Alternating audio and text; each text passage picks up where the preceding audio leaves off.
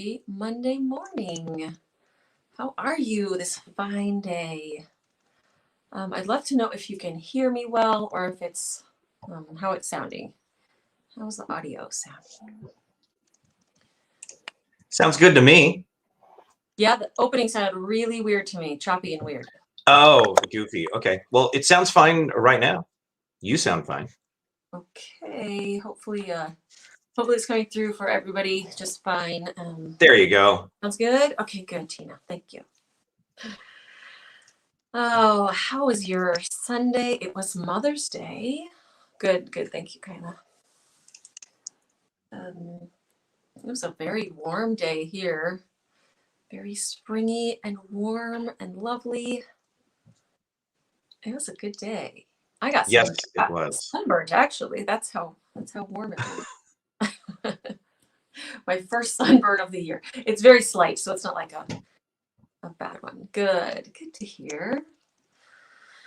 Our Mother's Day was a little different than we had planned. Now that with school sports coming back in, they kind of they have to change it a lot. Like a lot of times it's like, well, this day is going to be a track meet, this day is going to be a dive meet. Good morning, Annette. But with all the precautions and different rules to follow, they often change them the week of. Like, suddenly there's this dive meet, suddenly there's this track meet on this day instead. So what we were going to do on Saturday was we were going to go to goat yoga. Have you guys heard of goat yoga? It's where you do yoga with baby goats. And it is awesome. Well, now we know it. I mean, we've always, I don't know, we've seen little things about it and we always think it's so funny. And we saw it was happening here Mother's Day weekend, so we were going to do it Saturday. But then suddenly we had a dive meet and a track meet at the same time. Good morning. Hi. I'm live is how I am. Do you have a junior host with you? Junior, yeah. Hello. Junior Bay. You want to sit in? Or what are you doing? You headed out? What are you doing? I can sit in for a little bit. If you want. And so we suddenly had to split. Oh, and you had a fundraiser to do. There was a lot going on. There ended up being a lot going on, so we could not fit our goat yoga in on Saturday. But California Goat Yoga was so nice to let us switch our yoga time and day. So we ended up goat yogaing on Mother's Day. Yes. It was very fun. Oh, look at the goat. They were so cute, those little goats. Look at you holding a little goat. They were very cute. So yeah, we're just doing our little warrior poses and our different poses, and they'd come up and kind of bleat at us. Bleat at you. This was after we got to have cuddle time with the goats after yogaing. Is that a word, yogaing? Yogaing. I'm thinking not. Mm-mm. Denver did not want to hold a goat, but I made him, and I'm so glad because look how cute.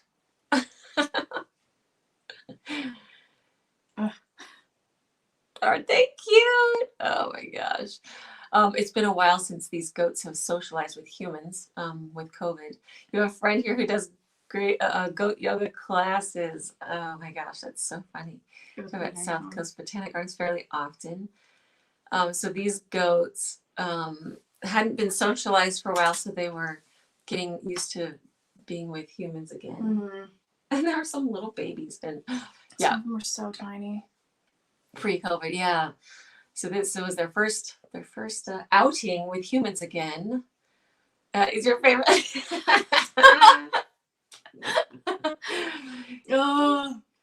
So we look at what's that pose? Oh, that one was falling asleep in Mr. John's arms there. He made like the tiniest little noises. What a great way to start the day. Did you show the goat on my back? Did you show that picture? I didn't see it. Look at him. Oh my gosh. That one was kind of big. Yeah, he wasn't one of the babies. Does that hurt your back? I didn't do that because I was like... Not in the slightest. No. it felt funny, like their little little Hands. hooves Hands. for hands. Yeah. So yeah, that was fantastic. It's so funny. It was just funny. Like she's like, breathe in and center yourself, and you like look down at this goat like chomping grass by you, and you just like like Yeah. it was for me, it was much more about the goats than the yogas, but yeah, look like Papa Goat. Some people were like totally into the yoga. I actually don't love yoga. I love yoga. Do you? Mm-hmm. I thought it was really nice though yesterday. We didn't do anything it was for beginners. I am the least flexible human on the planet. So that's probably why I don't like yoga as much, but it was really nice. I feel a little sore today. I did all right. I didn't like follow or I held my poses and everything. It was so fun. Yeah. So if you see goat yoga around, it's a fun experience. 10 out of 10. Recommend. 10 out of 10. Definitely. It was awesome, but the whole beginning of the class, like all the goats were on the other side of the little pen that we're in. So I'm looking at the kids like, hey, they're getting all the goat time over there. When are we going to get our goat time? But then they push like the goats around the little ring and they come over to you. a little bit of their little food around you, so they come right up to you. Yeah, and they said they're kind of out of practice with people, but I thought they were really cute and social. Once they kind of get their bearings and stuff, it was super weird. fun. Like so weird. It's so funny. It was very fun. Oh my gosh! Once they started to really get into like the flow part of the yoga, where it's like it's all about like circulating like breath with like your movements and stuff, that got tiring after a second. I was like, Bailey got me an orchid, a potted orchid, so pretty. I love orchids. It's a phalaenopsis, those sweet little flower faces. The cool thing, it has instructions for watering. Oh, I didn't know that. And it says to put in 2 to 3 ice cubes every 7 to 10 days. I've never seen that before. Have you ever seen that? Wants to be chilly. I think it's a nice, like, there's no question. This is how much water, this will keep them healthy. Yeah. Because sometimes I like to kill plants. I mean, I don't like to, but I tend to. Plants. I overlove them or underlove them. I don't know. So it was just nice to be like, there's my 2 ice cubes, and I just have it set now. Every Sunday, I'm going to put in 2 ice cubes. I think that's Bailey's watering instructions, like every couple of hours. Ice cubes with her water. Lots of ice cubes. Those are the instructions for Bailey. Okay, yeah, I totally used to put like so much ice in my water, but now I feel like I drink like way more water than I ever have. So now I'm just like room temperature. Chug it. Oh. Yeah. I like it slightly cold, but I think you guys are sometimes, you used to be out of control with ice cubes. It's a universal amount. We're like, yeah. I mean, there are different size ice cubes, but it's. No, everyone has the exact Really? same size ice. No, Really? No. I love those pebbly ice cubes. Oh my gosh, crunchy ice. Yeah, like the soft pebbly. I don't crave food. I Hello, don't crave Mary that. Jane. I'll crave crunchy ice. People are starting to get ice makers make the pebbly ice in their kitchens, like at clients, Oh my gosh. I want that. It's so cool. Yeah. Once you go to Europe, though, you kind of get over hopefully. Yeah. Either you realize you're totally addicted to ice, or you get over you're That's like, true. yeah, I don't need ice as much as I thought I did. That's true. Or water in general. No, I mean the amount. Okay. Like, here's a tiny shot glass with water. And I'm like, okay, 7 more, please. I think in general, the quantities in America as far as food and beverage are way out of whack as far as what is given. But especially the beverages. Yeah, because I didn't have a problem with the food. Like, I never didn't left either. somewhere hungry or anything. I was Right. like, well, that was fantastic. But I don't know. The amount of liquids, it's like, I really? drink like crazy. But Beth Mian has an Water. ice cone shaver, and I'm so buying it because I cringe like popcorn. Hello, Deborah. Yeah, I do like. I want like 1 cube of ice, 2 cubes of ice. I've always been that way. I think working at Chili's kind of broke me with that too, because like, oh my gosh, there's so much ice all the time, so much, and then like I drink it and I was like, oh, my whole Too body. much ice, yeah.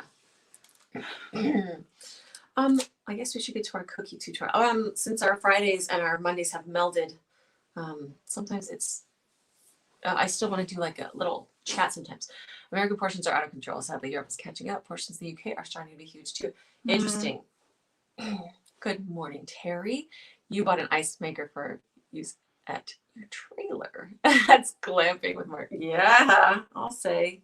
And you don't use ice at all. Yeah, I could live without ice, but I like a cube. I like it in moderation. I like it in moderation. Yeah. We didn't have an ice maker growing up, so it's just, I think, I don't know. I guess a lot of us didn't grow up with ice Grandma and makers. Grandpa their first ice maker. They were like, "Oh my gosh, this is so cool." It was always the trays, the twist and pop ice If you trays. took a bunch of those, it's like, "You're greedy. Stop." There's like Well, 8 of yeah, them. limited supply. But yeah, I figure most 40 plus people didn't really grow up with ice makers, but maybe I don't know.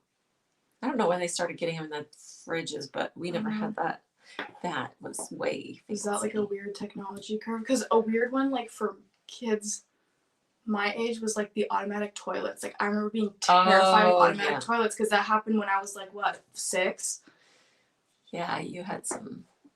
So I was like, oh my gosh, it's gonna flush, and then I'm gonna get sucked in. Yeah, people started walking around with Post-it notes to cover the little. Whoa, really? Yeah. That shows that someone's there. That little good morning, Linda. Okay, we're getting the toilet zone. Okay. We're gonna no. Yes, I should leave you to it. Oh, Bailey. You gonna go to work? Yeah, I think I'm also gonna meet up with a friend, so that's cool. Okay. See you later. See you later. She Uber Eats, so she has a flexible schedule for school. It's been really good. Our chats and our tutorials have melded together, so we don't have 2 days now. It's chat and or tutorial, and today it's going to be both. So I thought we'd go over the super basics.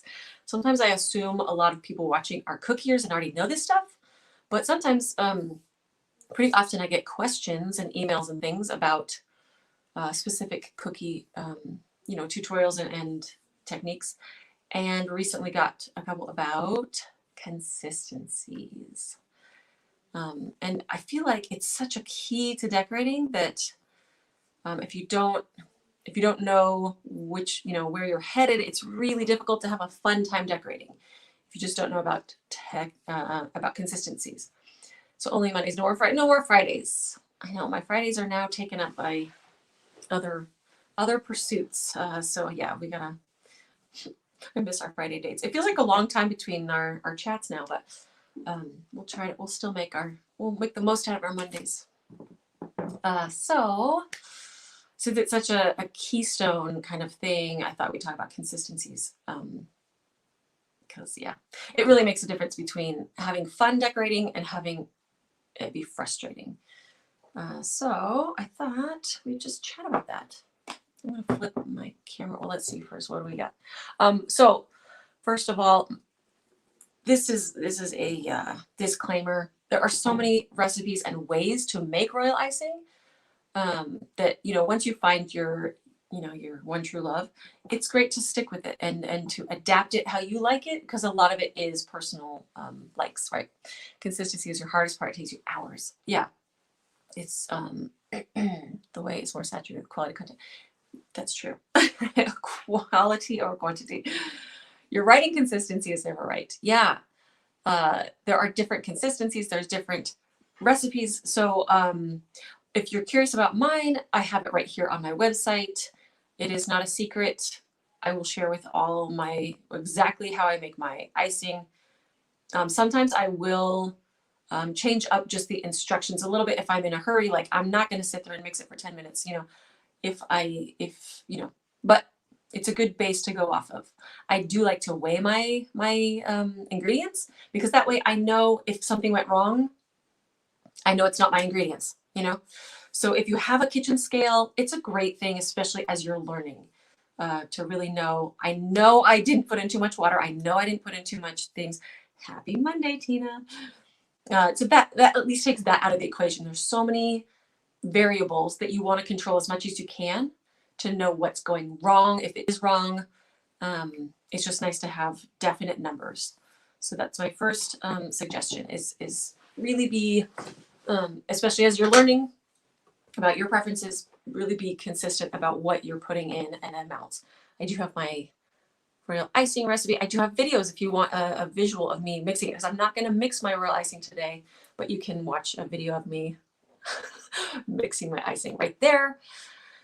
And then there's my recipe right there, and there are other cookie recipes there too, but this is my go-to. I've used a couple different icing recipes, and this one is just like, it's never let me down. And if it has, it's because I've done something, different and new. Try new things. You want to try new things sometimes, and you're like, never mind. There's a reason why I do what I do. I think the key difference in my icing from others, because they're all pretty much basically the same thing. But like I said, lots of different variables. You will get different results. I make sure that I put corn syrup in mine, always, 100% of the time. Because I paint so much on my cookies, I have to make sure that I have a nice canvas, and that's what does it. If you're curious about painting on cookies and you haven't been successful with it, or it's been, sketchy as far as how it comes out, make sure you have corn syrup in your icing.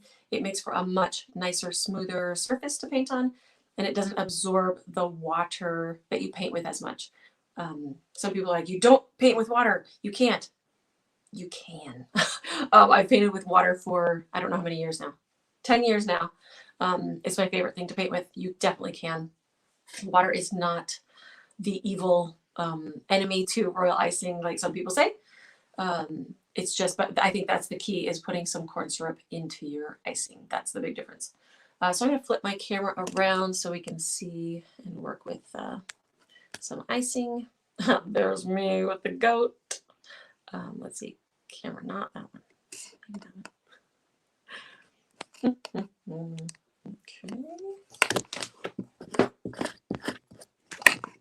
And that should have me switchy.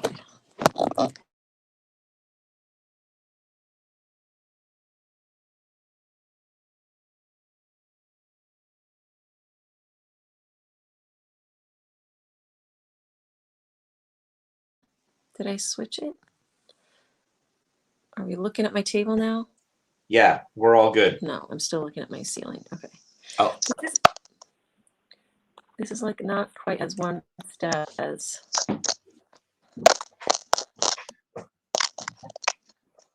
And of course, with goat yoga for Mother's Day, here's also this month's McGoo You. You are very like static sounding. I don't know if that is the way for everybody, but hopefully not. Yeah, you're a little bit staticky here, so really, yeah. So this is this month's cookie lesson. Mm-hmm. I am so happy with how they're coming out for the homework. It's such a fun, different technique. I love it. The palette knife painting is so fun. So we have some icing. This is straight out of the mixing bowl, right out. This is what I like my icing to look like right after I've mixed it. Some people will, how much do you add to 2 pounds of sugar? How much corn syrup? So this is the part where it really gets into preferences, because depending on how humid you are in your area or things like that, I would say it is a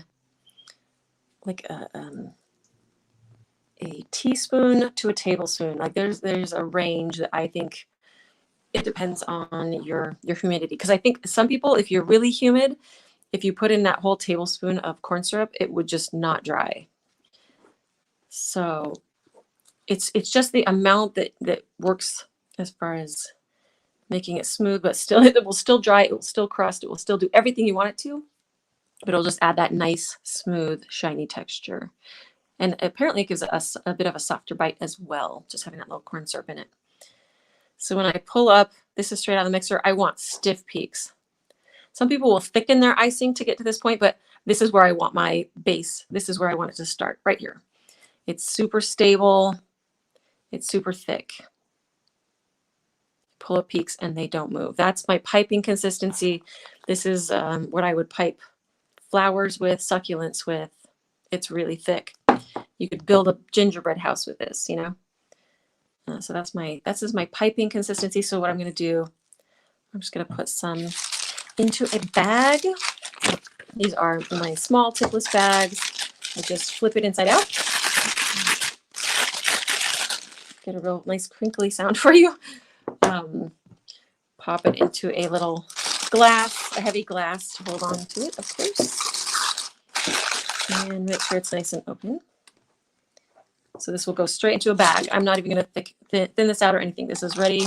Actually, white. Do I want it white? Do we want to color it? There's a question. Let's just color a little batch of it. And that way all of our consistencies will be the same color. How about that? So here's my thickest. And this is a good way to work, especially if you're going to use a couple consistencies anyway. If you want all your colors to match, just start with your thickest, color it, and then take out, you know, your section of thicker icing. So I have a little bowl of my thick consistency. And you always want to cap up your royal because it does want to crust over. You don't want crusty bits in your icing. You always want to keep that lid on it. That is the beauty and the curse of royal. I'm using Flesh Tone from Chef Master because it's sitting here. Good reason to color icing. Which I find it to be very pink and like kind of a peachy color, which is really nice for florals. I don't think it's so nice for skin tone or like a skin tone. I find it to be very pink. Pinky peachy. And so I'm just mixing that in. I mean, it's still super thick, but we have a little bit of a color. I think that's really a sweet color. It's like a nice blush. No, I'm good. I don't need any other colors. This is really, I was really good. I like this color. I just don't like it for flesh. For you don't skin. want it for another milk kind? So there's my piping consistency. And I'm just going to take that and put it in my bag. And that's easy. You know, the piping consistency, it doesn't always come out that thick. Like sometimes you do everything right. You measure your ingredients, you weigh your water, everything. And sometimes it won't come out like this. Every once in a while, I'll get a batch that just doesn't get this thick. And that is another mystery. Like I think, again, with our variables, I think the type of sugar you used, it's depends on that. It depends on the type of meringue powder you use. So it's that's why there's so many frustrations, I feel like, with consistency, because all of those things will play into your final result, you know? So that can be, you know, I think, does everybody here, do you use cane sugar? I use C&H, and that is sugar cane, powdered sugar. And I don't know if that's the case for everyone. And I'm wondering if that even plays a part in it. So I'm going to go to my next consistency. Let's do lettering consistency. So we'll take it from this nice thick piping. And I really like to use a spray bottle. If you don't have a spray bottle, just going under the sink and letting the water just drip into your bowl. You just want to add a little water at a time. And so that's where these are really handy. And you also don't have to be under a sink. So just a little misting and thoroughly mixing it up. You use sugar beet sugar in Canada. Yes. I am so curious about what a difference that makes, you know, since sugar is quite temperamental. I wonder, I've been curious. I don't think I've ever made royal icing with beet sugar, but I'm thinking it would make a difference. And I'm not sure what that is. I need to get some beet sugar and do some experimenting.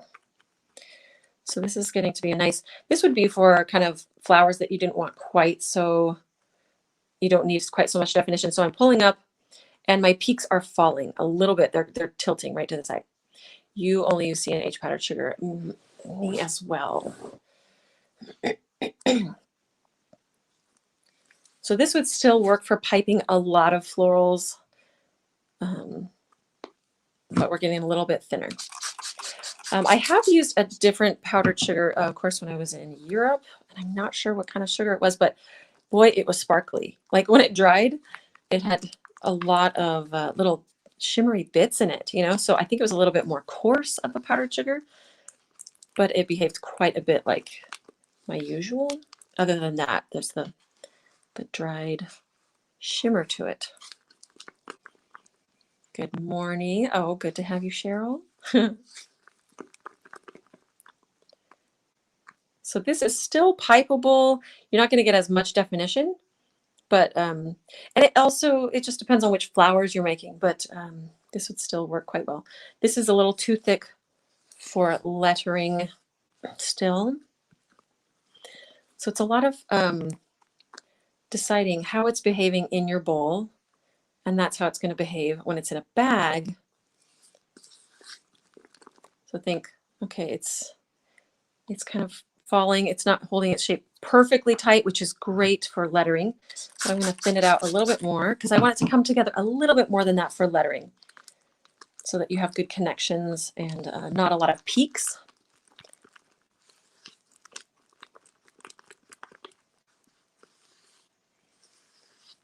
You only use domino. And is that sugar cane? Sugar cane sugar needs an extra step to make it white. I think they add bone, like burnt bone, to make it white. Interesting. Yeah, and all those little changes, it makes a difference. You have such a hard time with consistency. Yeah, it's good to keep, once you have your, at least your ingredients set, then you can decide what needs to change, right? Sugar beets do not require that step. I've never had issues with cratered orchids ever. Oh, that's so cool. So that's falling back to itself and it's coming back together a little bit. This is what we want for lettering. See how that peak has come all the way back over. It's starting to settle into that other icing right here and to get smooth again. It's still keeping its shape, but it's also relaxing quite a bit. And that's what you want to see when you're looking for a lettering consistency. So let's get some of this lettering consistency into a bag.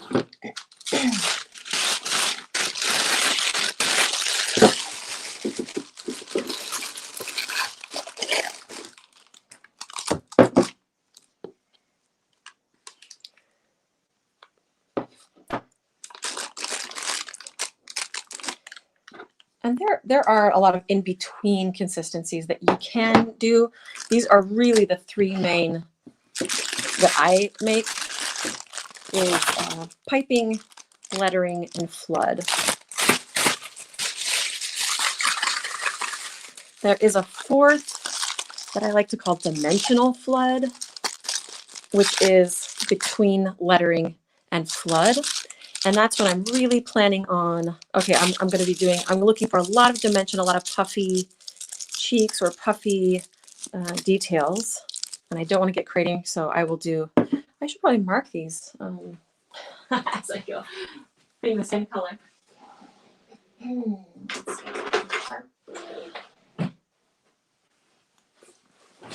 Okay, this is our piping.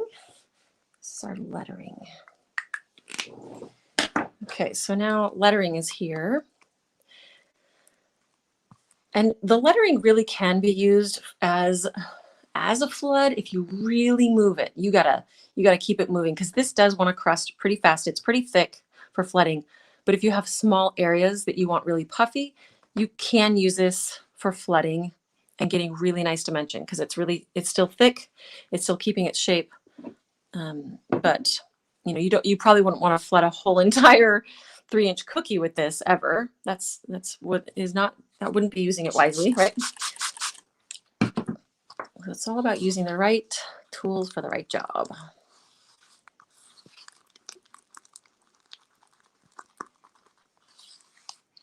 Okay, and this time I'm going to look for a flooding that would be really nice for dimension specific.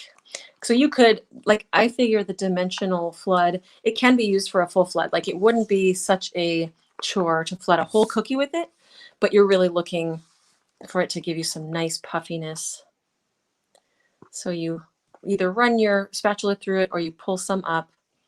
And especially when you're starting, it's really nice to count the seconds it takes to relax totally smooth again. And that just gives you a nice base.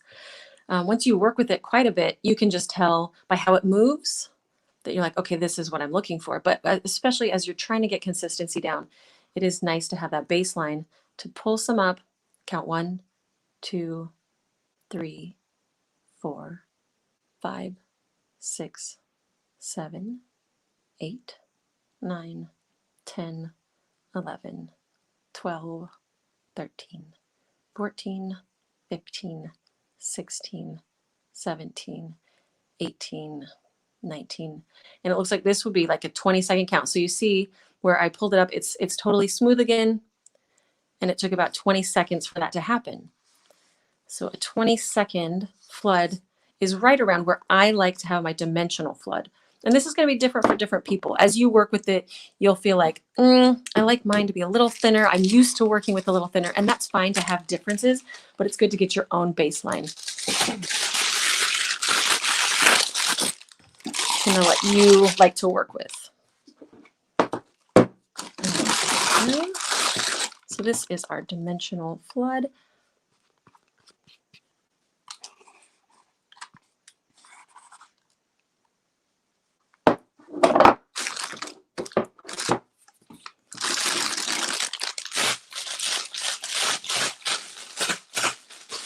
And I'm just spinning this thing around. That's what that sound is. I have to get it all to the bottom. Nice centrifugal force, get it down there to the tip. Push it all down. When I tie it, I don't want a super tight knot right at the base because that's going to constantly be pushing and making pressure go so that my icing is flooding out of the tip. So I tie my knot, and then as I really tighten it, I push that knot away from the bag just a bit because I don't want constant pressure on the back. You know, I don't want my bag to just be leaking icing constantly. So there's my dimensional flood. So there's a D. And this last little bit will just be a flood. This is when, you know, you have these big cookies, you just want a full flood, really quickly flood a background or whatnot. So you want this to be really loose. You want it to be thin enough that you can get it really moving. You have a ton of cookies to flood and you just want to get it cracking, you know, open up your bag to a 5 and just go. But you don't want it to be so thin that it goes over the edge of your cookie. That is key. How do you get the puffiness, say, on letters or numbers? So that is with I would use lettering consistency. That's, and we'll do a little piping on here after. If you want puffy, you really want to go thicker with your flood. Something that will, again, when you look at it in the bowl, you want it to keep its shape a little bit because you want that puffiness, but you also want it to relax enough to get smooth. So that's what you want to look for. So that's that lettering consistency. You want it to keep its shape puffy-wise, but kind of relax on the edges, right? So for my flood, I typically will do a 12 to 15 second flood. Some like thicker, some like thinner. So I'm going across with a little line of icing and seeing how long it takes to, again, get that nice smooth texture, that nice smooth little layer of icing. Hello, Laura. So this is about my flood right here. This isn't going to go over the edge of my cookie because talk about frustrating. When it's too thin, you're just going to get bubbles, you're going to get craters, you're going to get it running over the edge. So we'll bag up our little flood amount.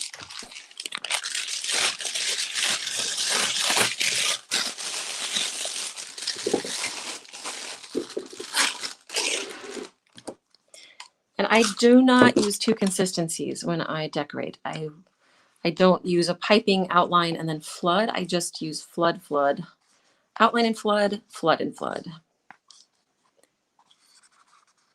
when I started, I did do an outline, you know, and there are always, you know, times when I will need to do that. Like if you really want to keep something super, super sharp, like architectural, you might want to outline and flood. If you want to keep really tight channels, it just depends on the design, but most of the time I'm just outlining and flooding with my flood consistency.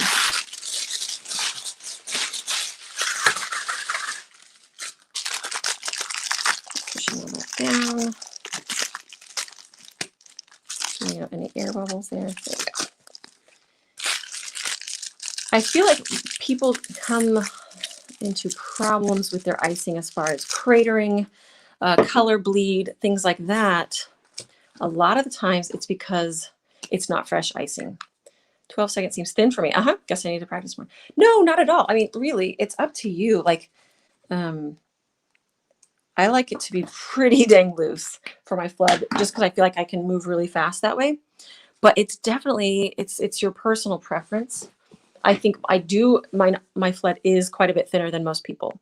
So it just depends on what you like to work with as far as your flood, especially. I feel like these are kind of, these two are pretty standard. Like it needs to be kind of in this range for your piped things to work, to hold its shape and those things. For your dimensional flood and your flood, I feel like these are a lot more up to interpretation as far as what your preferences are and what you like to work with. So these are, these are typically my go-to consistencies, my flood and my piping. And I usually try to keep it to the fewest. I mean, you know, I'm looking to not make more work for myself. Some people like to make like, I don't know, tons of different consistencies. And while I think you can get really precise that way, I feel like I can do so much with just these two. But when we're talking lettering, I do like to throw in my lettering. In a pinch, I will letter with piping. I'll kind of try to cheat the system. I try to get away with as little work prep as possible, get to the fun part of decorating as much as possible. So this one's our lettering, and we're going to open this up particularly because I feel like this one's, I don't know, I feel like the lettering is probably the most particular one, and you just want to get it right. So this does take some practice to get the right consistency, but it makes such a difference in your lettering. So, you know, we'll open all of them and we'll just do like the same exact thing with each of them and just see how it moves and behaves. So here's our piping, and I'm going to open them the same size. I'm just opening all to a 1. I'm going to see what they do. So I always like to push my icing. Yeah, less is more, right? Get to the fun stuff, the artistic stuff.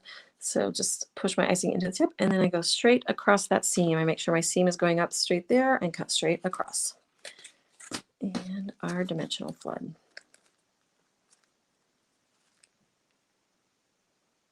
So I'm just keeping it really small opening, and we'll start with our thickest. This is our piping. This is nice and thick.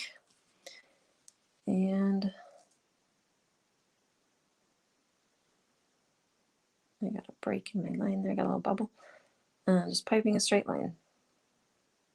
So that's holding its shape super nicely. It's not moving. It's not budging, so you want to think about, okay, I don't want my flowers to budge. This is great for making flowers for very specific shapes. That's for piping. And of course, adding tips to that, you'll get a lot of different, you know, variables on what you can do with it. Here's our lettering.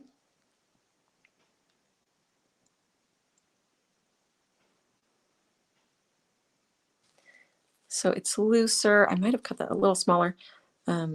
It still holds its shape really well. But you'll notice, especially as you cross over that line, it will relax and it won't create peaks. Like this one, you'll find peaks, especially at your stops and starts. On this one, those peaks will relax just a little bit, but still keep its shape really nicely. And we'll go back to lettering in a minute. Now let's go to our dimensional flood. So this one's quite a bit more loose than our lettering. I don't make many cookies. If I make a whole recipe of royal icing, I freeze it. Last month, I freeze it at the stiffest consistency. I think that's smart. It seems like it doesn't want to hold its consistency. I agree. I get it how I like in the bowl, bag it, and when I use it, seems to be too runny. Yeah, I feel like freezing it can sometimes affect the consistency. I don't know. I feel like anytime we run into problems, it's typically because it's not fresh. So I try to make the smallest amount possible for what I need to get it done, because it's nice to have icing on hand, but at the same time, I feel like it does change it. It's definitely workable. Like, okay, I can work with this, but I don't think it's ideal, you know, because I will use icing and it's still good. It stays good for a really long time, but I feel like it just doesn't react exactly how you want it to. Here's our flood consistency. And you can see it just spreads, it moves a lot more. And you probably can't see it very well on the camera, but here's our lettering. So what you're looking for in lettering is keeping its shape, not spreading too much. But anytime you connect, you want it to be able to relax a little bit and not have peaks. So just doing a straight letter, cursive letter. What you want to see is this to be able to kind of connect back to itself, so it won't crust off like it would with piping. It kind of comes back together. It's nice to be able to do like a brush pen look. So thin, thin, and your thick strokes coming down. You want to be thinner, so I'm doing more pressure and then coming down. And you can see that texture on there, but you can fix that. Like, you see how I'm going a lot slower now? I'm not getting as much texture. So some of that texture can relax either if I was a little more careful or moved a little slower.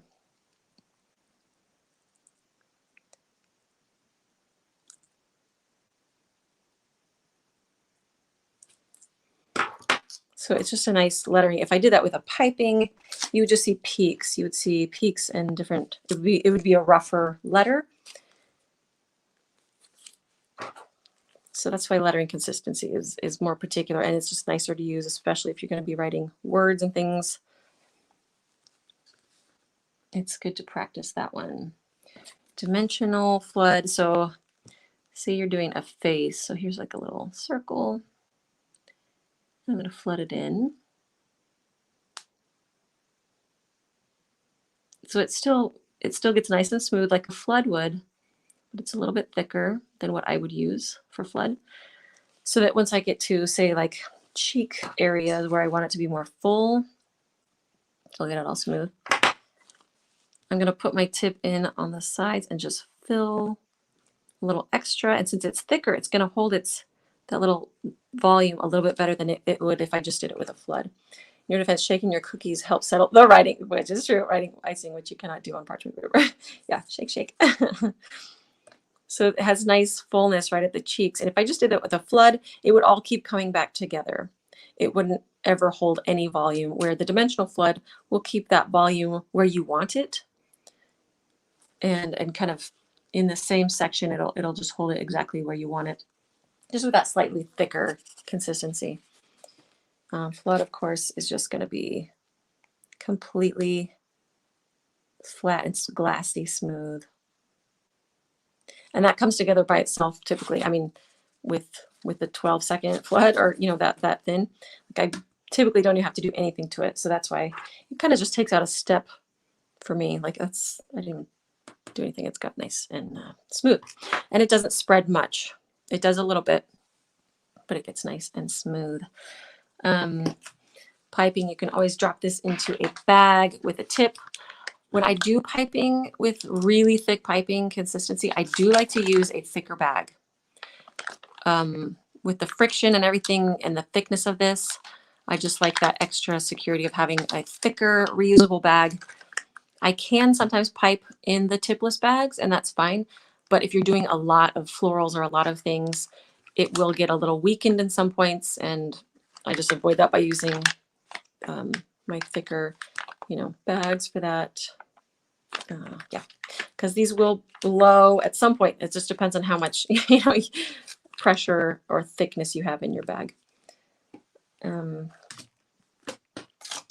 little, if you are having a hard time finding your lettering consistency, if it's like, okay, this is still a little too thick, something you can do, especially if it's too thick. So say you did lettering and you don't want to remix it and you're like, oh my gosh, I got to get this done. This is too thick still. I'm going to try, no, here, I'll try that again. I'm just going to do a straight A. And say you're thinking, okay, this is a little bit thick for doing that thicker side of it. You can take your flood or your dimensional flood, and immediately once you do a letter, just going over that with one of your thinner consistencies. This is a cheat I like to do sometimes. If my consistencies aren't quite working for everything I want it to do, I'm like, I just don't want to make another consistency. Just going over it with that thinner one, and you'll get a nice smooth, that look of doing it in one pass without, you know, having to, and without having to make another whole other consistency that you don't already have. So that could work with the piping and the flood.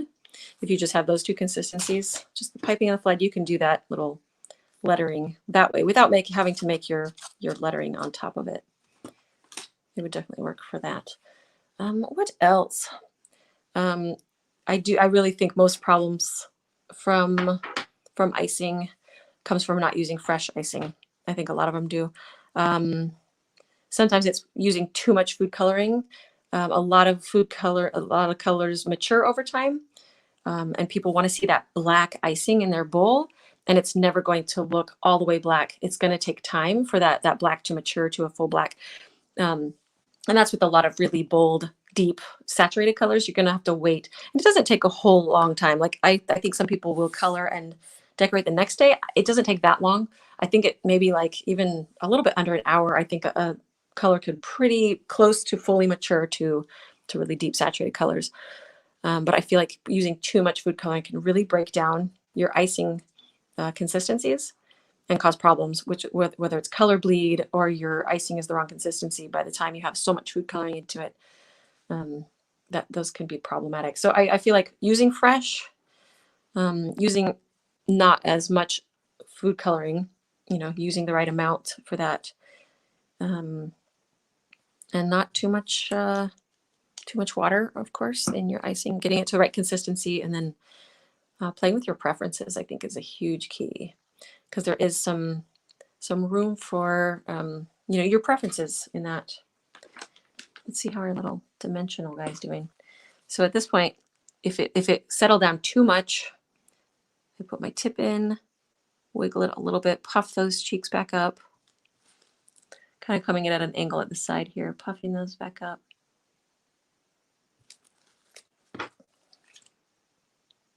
And because it's a dimensional flood, it will still relax quite a bit. So you have more time.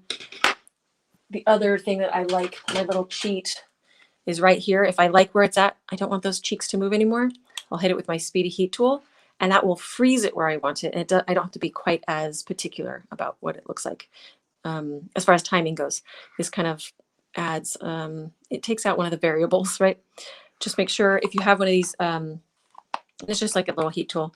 Just make sure you keep it moving and don't get it too close, because that can, I feel like it can prevent cratering, but if you have it too close and too hot on one spot, it can kind of create craters. So there's a learning curve on that too. There's a learning curve on everything. That is how cookies are. Cookie decorating, it's a huge learning curve, and it's all about practice, and playing, seeing how all of your parts behave, seeing how your consistencies behave.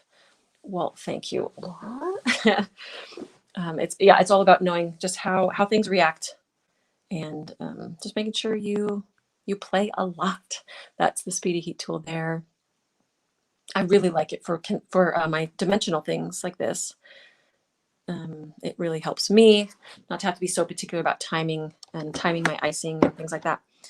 This is a really pretty color. I am loving this. It's so sweet. It's like a little, just barely pink. So if you're looking for a good like baby blush pink flesh tone from Chef Master, it's a good one. Let's see if I can switch this around.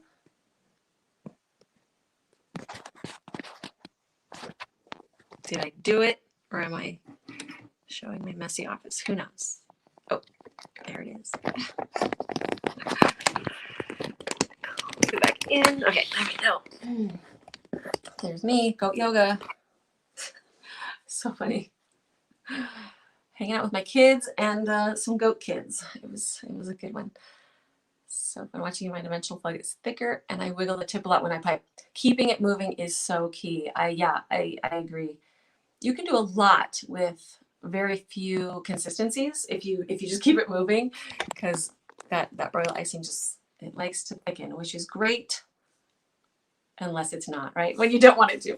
Would use the heat tool in place of a dehydrator if it's just for small details. Yeah, unless I'm working with a class, a lot of cookies or a big order, I typically leave my dehydrator for kind of like factory style. Like, okay, I did all these, put it on the tray, stick it in.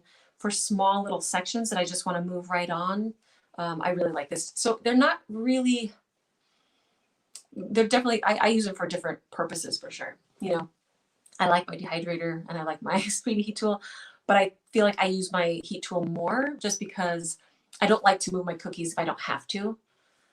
Kim and like, what color are you using? Yes, this is the flesh tone from Chef Master. Isn't it sweet? It's supposed to be flesh tone. I've never used it for flesh tone. I think it's too pink peachy, but it's a really nice, pretty little blushy peach. Thanks. I hope so. I feel like most of the help is where you just play with it. You know, if you have any tips when using glaze, my tip for using glaze, oh no, I'm not gonna say that. Glaze, I feel like it's such a different animal. I've only played with it a couple times, and I feel like it doesn't do what I want it to do, so that's why I don't use glaze. It's like I want you to do this and you're not doing it, so it just kind of is frustrating for me. So I just avoid glaze. I mean, I like glaze. I painted on glaze, and there's no comparing. It's so great. But when it comes to like piping and stuff, man, I don't know. I don't know. It's a different guy. I'm curious to where did the name Arty McGoo originate. Man, Arty McGoo. So when I was, I mean, even before I did cookies or anything, I tended to use the term McGoo a lot. So like, for instance, with my kids, it would be like, okay, who left there's dirty socks here? You know, get these in the laundry. That's stinky McGoo. Get these over there. So I'd use McGoo. I'd like put it on the end of different things. Like, oh, yummy McGoo. It's time for, it was just a silly like filler word that was just made things silly. And then I started a blog, and it was just like a catalog of my, you know, creative pursuits. It wasn't even cookies still. And I thought I need a name for my blog. And I was trying to think of what it would be. And it came up with Arty McGoo because I wanted to be artistic, but show that I didn't take myself seriously. So I was like, of course, my blog's gonna be called Arty McGoo. And it wasn't too long actually doing my blog that I came across cookies and started being obsessed with cookies. So a lot of my blog posts then became about specifically about cookies. And then people started emailing me saying, Miss McGoo, I was wondering if you could help me with this. And I was like, that's hilarious. So it became, instead of just my blog, my silly blog name, it became my name, which I loved. I thought that was really funny. And some people would be like, oh, I just thought you were a guy. Arty's a guy's name. I'm like, oh, okay. So, but yeah, so I answer to Arty as much as I do Liz. So, and people always ask me that, like when they meet me in person, they're like, Arty, oh, I'm sorry, your name is Liz. And I'm like, no, I equally answer to both. It's my name too. So, Arty McGoo, silly name. Well, Cameo Robinson for Glaze Tips. She's been a guest on McGoo. She's great. She can do all kinds of things and figures out all kinds of things with glaze that I think kind of weren't possible. And I know Pam Sneed of Cookie Crazy has a whole catalog of wonderful blog posts. She's been working with glaze for many years as well and has done amazing things with glaze that you just wouldn't even think were possible. I enjoy you joining me and being here, friends. It's always great to talk about cookies. I could do this all day, every day. I kind of do. No, but can't use RI for cottage permit. Yeah, the meringue. People don't quite understand that meringue is completely safe and friendly and easy to use.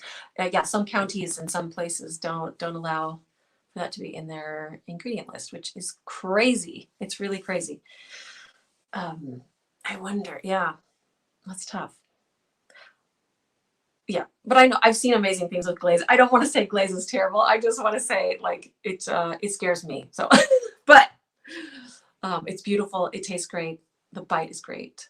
I thought the same thing for your state in Arizona, and then I found you could get your icing tested for pH and water activity. Interesting. And now you can use RI. That's super. That's really cool. The same thing for your business. I say Groovy all the time. And finally the light bulb went off to incorporate Groovy in your business name. I love it. Yeah, that's funny. I think when you're, and I talk about this actually at McGoo with Melanie of Killer Zebras, which is a very funny name.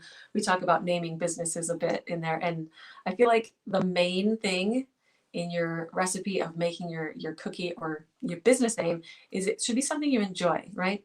Something that makes you happy or laugh, because you're going to see it a lot and you might be called it. I missed that last comment. What was that? Neith or John, can you show me that? It was the one after that one. Maybe, what royal icing consistency do you recommend for bead borders? I would say lettering or like a little bit thicker flood, like a dimensional flood. But I think lettering would be good. You can do it with piping. You just might find you get some peaks, which you might have to just tap with a wet fingertip or a paintbrush.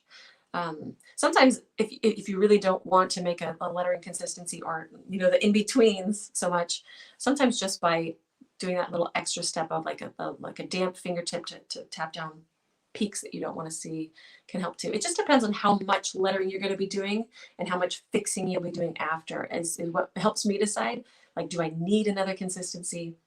Is this going to help me in the long run, or is it going to just, have more time of me mixing and trying to figure out this consistency? Sometimes I like to just cheat around making another consistency and think like, how many things can I get done with these two consistencies? But yeah, it just depends on a lot. So again, you can see my specific recipe for my royal icing if you want to try it out. I've loved it for, it's been 10 years. 10 years, it's crazy. So you can see a video if you're a visual kind of person right there. That's a video of cookie dough. I have recipes. Feel free to try them out, use them. They're all there. I want you to be successful. So yeah, play whenever you can. I think that's the key. It's 10,000 hours to become what is it?